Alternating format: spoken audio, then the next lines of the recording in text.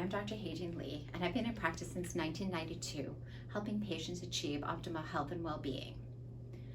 Most patients come and see a chiropractor because they're experiencing pain, so whether it's neck pain or back pain or headaches. But chiropractic is much more than that. So taking this time to watch this video so I can educate you about how chiropractic can help you not only get out of pain, but improve your health and well-being will allow you to get the best results. So thank you for taking the time to watch this video. You may be wondering, how can chiropractic help me improve my health and not just get rid of my pain? Chiropractic is effective because not only are we working on the muscles and the joints, but we're also working on the nervous system. When we look at the spine, you'll notice the spine is composed of vertebrae that sit one on top of the other, separated by the cushion that's called a disc. But running through your spine is your spinal cord. Your spinal cord starts at your brain, so extending from your brain is your spinal cord. It runs all the way down through the spine, and then branching up between each vertebrae are nerve roots that go out and innervate and control every cell, tissue, organ in the body.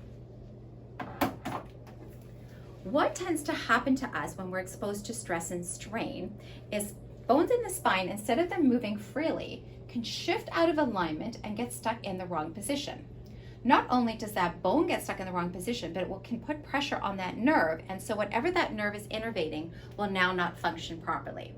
So that might be your muscles may become tight or weak, but it also goes out and innervates blood vessels and all your organs and all your tissues and every cell in your body. So when that nerve cannot send out that right signal, it can't control your body properly, and that can lead to a lot of problems in terms of your health.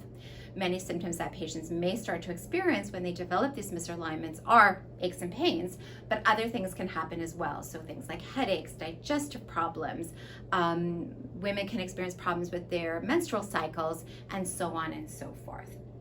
Chiropractors call these misalignments subluxations. Okay, so you're gonna hear me use that word a lot. So when you hear me use that word subluxation, I'm referring to areas in the spine where the bones are not in proper alignment and are affecting their nerves and are affecting the nerves.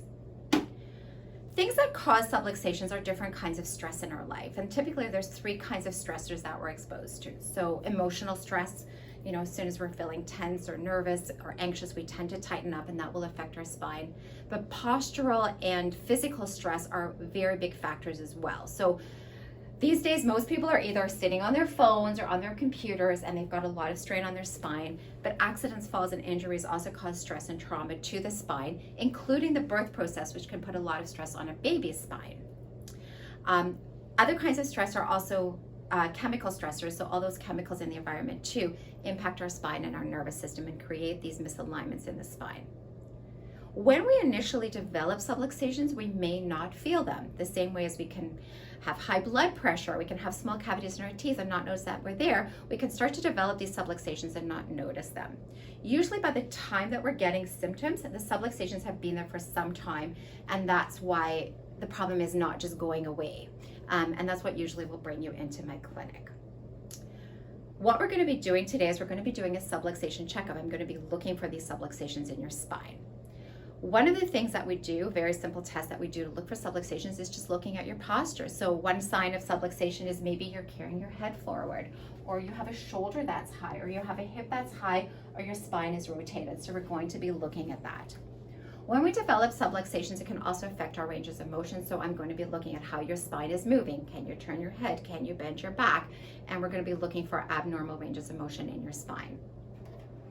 One of the most important ways that I find subluxations is by doing something that we call motion palpation. So I can actually go into the spine and feel whether the joints are moving or not.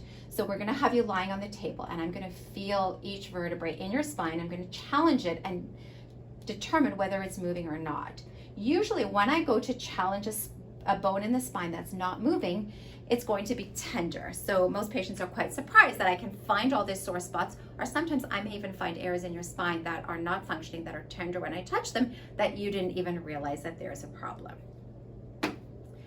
So today we're going to be doing this complete subluxation checkup to determine where the subluxations are and how severe they are. As a general rule, I don't like to do a treatment on the first visit because I want to take all this information and determine exactly what's wrong with you and how I can help you. And then I'll put a report together that I'll go over with you on your next visit, explaining exactly what you're going to need in terms of care. The treatment for subluxations are called adjustments or chiropractic adjustments, and there's different ways that we can do adjustments. The most traditional way to do adjustments is with our hands. So what we do is I go in, and by putting some pressure on the spine, I'm able to move that vertebrae into better alignment, and typically we're getting like a little click or popping noise as we do that, which are little gas bubbles that are released from the joint as the bone goes into better alignment. But there are other ways that we can do adjustments as well. So in this clinic I use two instruments. One instrument that I use is called the integrator. So this is what it looks like, and basically I'll set the instrument and it will do a gentle click to move the vertebrae. Another instrument that I use at the clinic is the arthrostim. So this is what it looks like. We plug it in and it produces a little pulse that will also move the vertebrae. So the goal of the adjustments are to locate where those subluxations are and then correct them by doing these adjustments.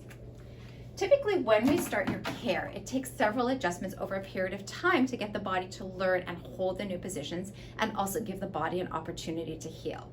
So imagine the same thing if you break a bone in your arm and they put a cast on, it still takes time for the body to heal. So unlike when we put a cast on you, when you break a bone, when we do an adjustment, there's nothing to hold that vertebrae in the new position. So it will tend to kind of move back and forth over time, but each adjustment builds on the one before. And so over a few weeks of care, your body will start to heal, the adjustments will start to hold, and you will notice those changes and you'll start to feel a lot better. One other thing I just wanted to address during this introductory video is our office policies. Especially given the nature of these times, it's absolutely fundamental that we run on time at the clinic so that we don't have to rush through anybody's visit and we're able to serve you properly. So we have a few requests that we make. The first request is that you do arrive a little bit early or on time for your appointment so we can start promptly. If you are running late, please message us as soon as you realize that you are running late, and we will do our best to accommodate you, but oftentimes we may not be able to accommodate you, and it's important that you understand that. In the event that you're 5 minutes late or more, we will have to cancel your appointment, we will not be able to see you, and we will have to bill you for that missed appointment. We do request also that you give us at least 24 hours notice if you have to cancel or reschedule your appointment. We really appreciate you honoring this policy because that will allow us to serve you well. We are very excited to start your exam, and the doctor should be in shortly, and we're looking forward to helping you with your health and wellness goals. Thank you so much.